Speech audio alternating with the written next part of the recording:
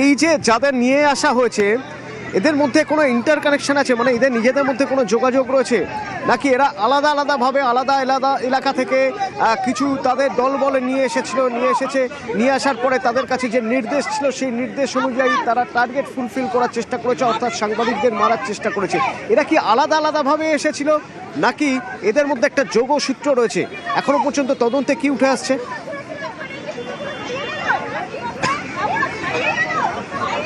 দেখো, প্রাথমিকভাবে জানা যাচ্ছে মোট 3টে এলাকা থেকে তারা এসেছিল। এই আফরোজ মূলত মেটিয়াবুজ এলাকা থেকে এসেছিল। মোহাম্মদ আজাদ আফরোজ প্রায় 20 জনকে সঙ্গে নিয়ে এসেছিল। খালেদ রেজা সে এসেছিল জোড়াসাঁকো থেকে।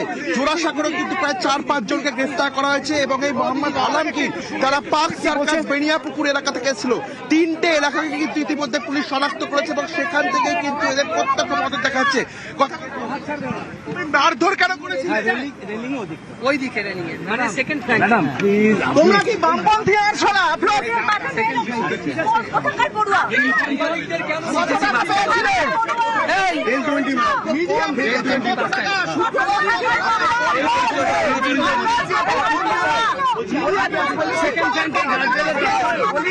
সেকেন্ড ফ্ল্যাঙ্কটা এইখানটা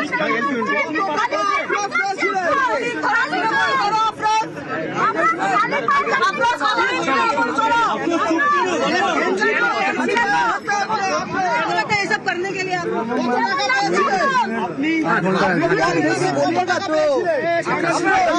এরপর তুমি বাড়ি চলে যাও, কোথা দিয়ে বাড়ি যাও, আবার এখান থেকে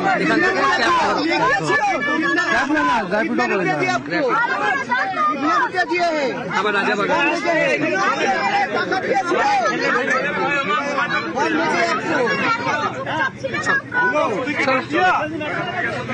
দেখলে পুলিশ কিন্তু জানার চেষ্টা করলো ঠিক যেই জায়গায় আমাদের সহকর্মীকে মারা হয়েছিল রানী রাসমণি এভিনিউ, তারা কতজন ছিল, কারা কারা ছিল এবং তোমায় দেখাবো। অতটা একবারে খালি পায় তাকে কিন্তু ঘোরানো হচ্ছে, পুনর্নির্মাণ করা হচ্ছে।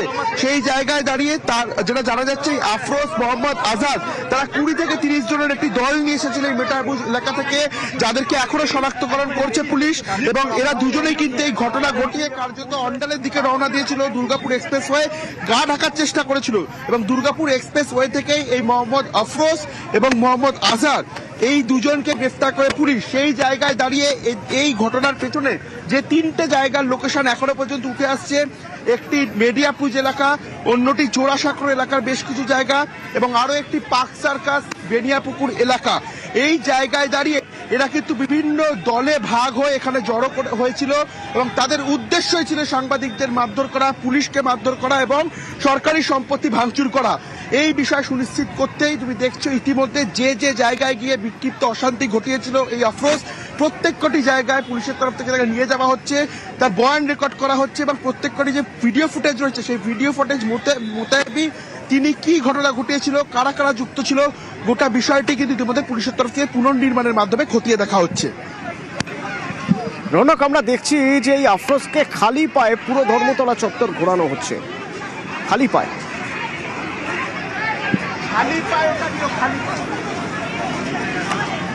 দেখো, একেবারেই খালি পাই তাকে ঘোরানো হচ্ছে, কারণ যে ধরনের ঘটনা তিনি ঘটিয়েছেন এবং নিজেকে মেটিয়াবুজ এলাকার তথাকথিত মাফিয়া গ্যাং বলে তিনি দাবি করতেন এবং একাধিক রিলস রয়েছে যেখানে বন্দুক নিয়ে তিনি একটা গ্যাংস্টারের মতো আচরণ করছে। সেই বন্দুক আসল কি নকল তা জানা যায়নি।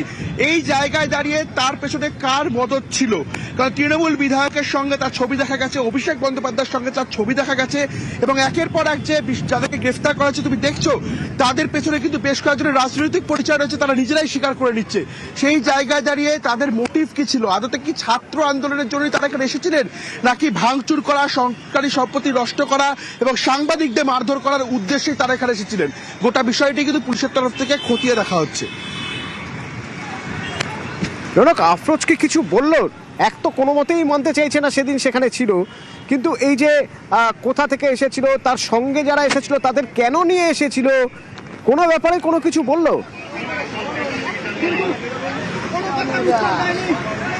দেখো, তাকে একাধিক প্রশ্ন করা হয়েছে, কোনো কথার কিন্তু কোনো উত্তর এই আফরোজ দিল না।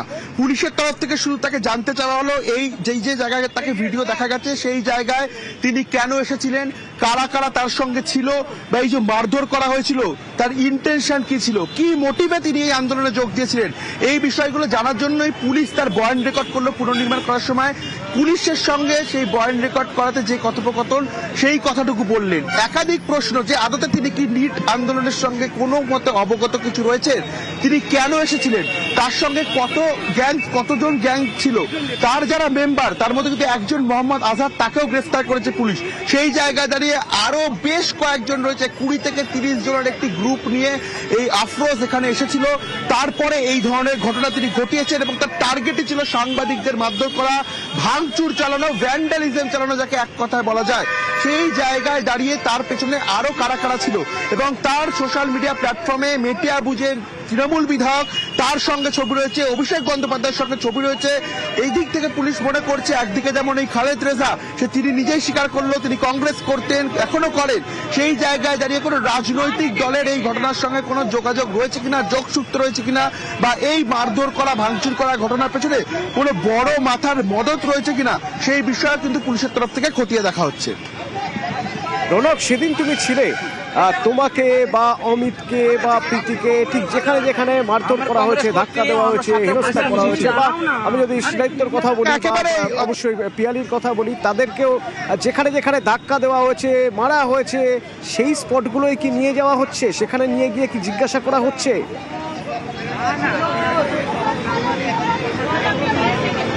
একেবারে স্পেসিফিক সেই স্পটেই নিয়ে যাওয়া হচ্ছে। তোমায় জানাবোই আফরোজ তারা এসেছিলেন ঠিক এখান থেকে এসএন ব্যানার্জি রোড ধরে এবং ধর্মতলা এসে প্রথমে জমায়েত করে। তারপরে তাদের একটা মফ প্রথমে চলে আসে এই টিপু সুলতান মসজিদের দিকে, যেখানে খালেদ রেজা এরা ছিল। তাদেরকে নিয়ে কিন্তু প্রথমে পুলিশের তরফ থেকে টিপু সুলতান মসজিদের দিকে যাওয়া হয় এবং তারপরেই আফরোজ এই এসএন ব্যানার্জি রোড থেকে সরাসরি চলে যায় রানী রাসমণি এভিনিউর দিকে, ঠিক যেই জায়গায় আমাদের সহকর্মী অমিত সরকার এবং সঞ্জয় মণ্ডলকে এই আফরোজ হ্যাকেল করেছিল, মারধর করেছিল, বেধড়ক মারধর করেছিল এবং সেই জায়গাতেই কিন্তু এই আফরোজকে নিয়ে যাওয়া হয়। তার বয়ান রেকর্ড করা হয়। শুধুই কি আফরোজ না, এর পেছনে আরো কতজন ছিল, এক মোহাম্মদ আজাদ যাকে ইতিমধ্যে গ্রেফতার করা হচ্ছে সে তো ছিলই, এছাড়াও তোমাকে জানিয়ে রাখবো প্রায় 20 জনের তাদের একটা টিম ছিল যারা এই মেটিয়াবুজ থেকে এসেছিল এখানে। তাদের উদ্দেশ্যই ছিল ভাঙচুর করা এবং মারধর করা। পুলিশের প্রাথমিক তদন্তে এমনই তথ্য উঠে এসছে। আন্দোলন সম্পর্কে তারা অবগতই ছিলেন না। সেই জায়গায় দাঁড়িয়ে যে যে জায়গায় তারা এই ভাঙচুর চালিয়েছে, মারধর করেছে এবং যে যে জায়গায় তারা সেদিন গিয়ে এই ধরনের ঘটনা ঘটিয়েছিল, প্রত্যেকটি জায়গায় গিয়ে কিন্তু পুলিশ তাদেরকে জিজ্ঞাসাবাদ করছে, তাদের বয়ান রেকর্ড করা হচ্ছে এবং যে ভিডিও ফুটেজ পুলিশের কাছে আছে সেই ভিডিও ফুটেজের সঙ্গে তাদের অবস্থান কিন্তু মিলিয়ে দেখা হচ্ছে। রৌনক, এই যে রিকনস্ট্রাকশনের কাজ কি শেষ হয়ে গেছে? মানে তাদেরকে এবার এখান থেকে তুলে নিয়ে চলে যাওয়া হচ্ছে?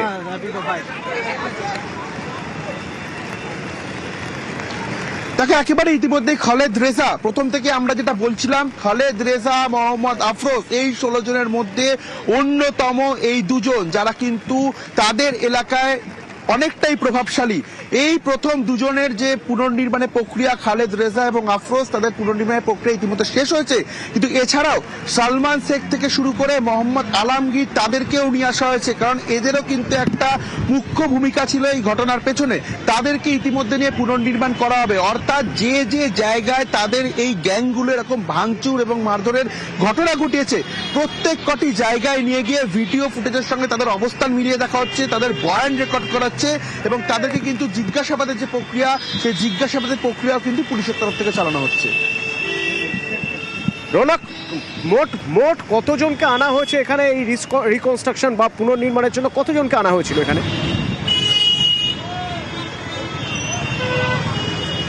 এখন তোমাকে দেখাবো ইতিমধ্যে যে এই রিকনস্ট্রাকশনের জন্য 6 জনকে নিয়ে আসা হয়েছে এবং 6 জনের মধ্যে আফরোজ থেকে শুরু করে খালেদ রেজা, মোহাম্মদ আলমগীর, সালমান সহ আরো 2 জন রয়েছে যাদেরকে পুনর্নির্মাণের জন্য নিয়ে আসা হয়েছে, যাদের একেবারে সরাসরি যুক্ত ছিল।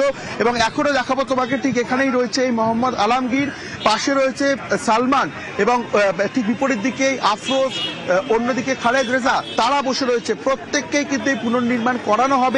যেহেতু ভিডিও ফুটেজ পুলিশের কাছে রয়েছে, সেই জায়গায় দাঁড়িয়ে তারা কেন এই ধরনের ঘটনা ঘটালো বা তাদের মোটিভটা কি ছিল এই আন্দোলনে আসার, কি কারণে তারা এই আন্দোলনে এসেছিলেন, এই বিষয়ে জিজ্ঞাসাবাদ করার জন্যই কিন্তু পুলিশ একদিকে যেমন তাদেরকে হেফাজতে নিয়ে জিজ্ঞাসাবাদ করছে, অন্যদিকে একেবারে ঘটনাস্থলে এসে পুনর্নির্মাণ করা হচ্ছে ঠিক কোন রুট তারা ব্যবহার করেছিলেন। এবং আফরোজের ক্ষেত্রে তাকে নিয়ে এসে দেখা হচ্ছে যে আফরোজ মোহাম্মদ আজাদ এই মারধরের ঘটনা ঘটিয়েই এখান থেকেই পালিয়ে যাওয়ার চেষ্টা করেছিলেন।